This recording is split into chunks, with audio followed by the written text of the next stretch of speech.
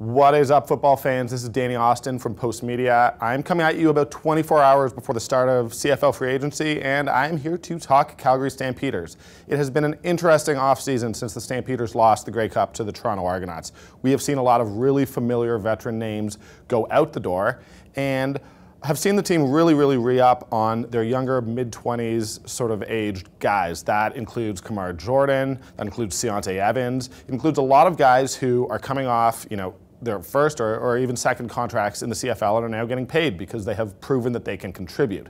The question now, though, as we enter free agency is that enough? This was a Stampeders juggernaut the last 2 years that couldn't quite get over the hump, but you can argue with those veterans, with those Charleston Hughes, who has now been traded first to Hamilton, then to Saskatchewan. Marquay McDaniel, the team's top receiver, has been released. Jerome Messam, the team's running back, has been told that he will not be back, or at the very least, has the option of exploring free agency and seeing what he can get on the open market. So a lot of big contributors are gone, and for fans, a lot of people are wondering, are the Stampeders bringing anyone else in? And historically, John Hufnagel hasn't liked to act on the first day of free agency. He likes to build his team from the inside, not from the outside. So as we head into this free agency period and you look at the players available, you look at the way that the team has acted with its high-priced veterans, there's sort of an idea that we know what the Stampeders team is going to look like.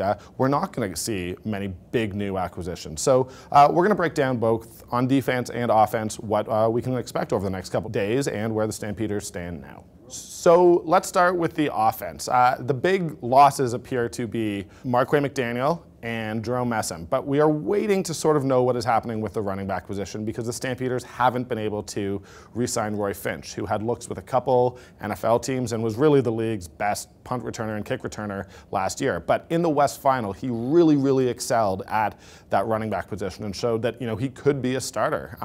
So the Stampeders have Terry and Dominique Williams, who they're very high on and are both maybe ready for a bigger role at running back. But the big question is what happens with Roy Finch. That was something that when we spoke to John Hufnagel late last week, so sort of on Thursday, tomorrow free agency starts on Tuesday, he said that Roy Finch was really one of his #1 priorities, and that's what he wanted to get done before free agency started, and that would allow him to sort of take his time. Are there guys of that caliber? Probably not really out on the free agency market. So you assume that they'll go with what they've got if they can get Finch to commit. As for Marquay McDaniel, it's a sort of a similar situation. DeVaris Daniels was, CFL Rookie of the Year in 2016 and was great for most of 2017 when he was healthy, including the Grey Cup.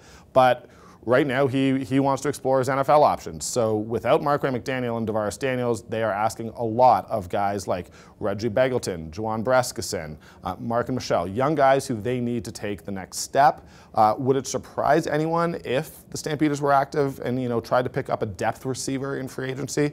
Probably not. I mean, that makes sense, but that's not necessarily a day one signing. The bigger question, is Eric Rogers, going to be available later this season? John Hufnagel said that he believes Rogers wants to try out with the NFL one more time, and that if that's happening, that may mean that the Stampeders want to keep a little bit of money available to bring back a big star receiver, partway through the season. So we'll see what happens with that. On defense, there are obviously going to be some changes with this team. First and foremost, Charleston Hughes has been shipped out, as we mentioned earlier. On that defensive line, though, things look pretty stable. Jagera Davis may have been, the best pass rusher in the entire league last year. Cordero Law was out for the entire season, but, really could make a difference as he proved that during his first stint with the Stamps. Plus, you got Micah Johnson in the middle, so things are good.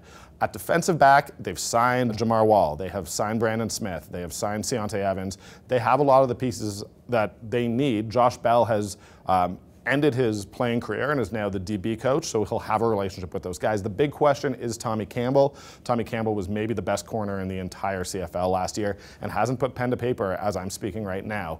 So you do have guys like Tunde Adeleke and Patrick Levels who are presumably ready to step in, but can they replace a player on the level of Tommy Campbell? None of us know, and right now, really, chances are this is a similar thing to on offense. Those players will come either from scouting or from the neg list. You don't really think that the Stampeders are going to go spend big money on a corner because they're not going to get better than Campbell, and they would have just spent that money on him. Although we know that they are interested. So as of right now, the defense looks pretty solid. The offense, there are questions, but this team is always built, from the scouting department on up, and right now the Stampeders, who knows if they're going to be the juggernaut, but should we expect them to go and find that one missing piece that'll get them over the hump in free agency? Probably not. Anyways, that's it for me. Enjoy free agency. Thanks so much for watching.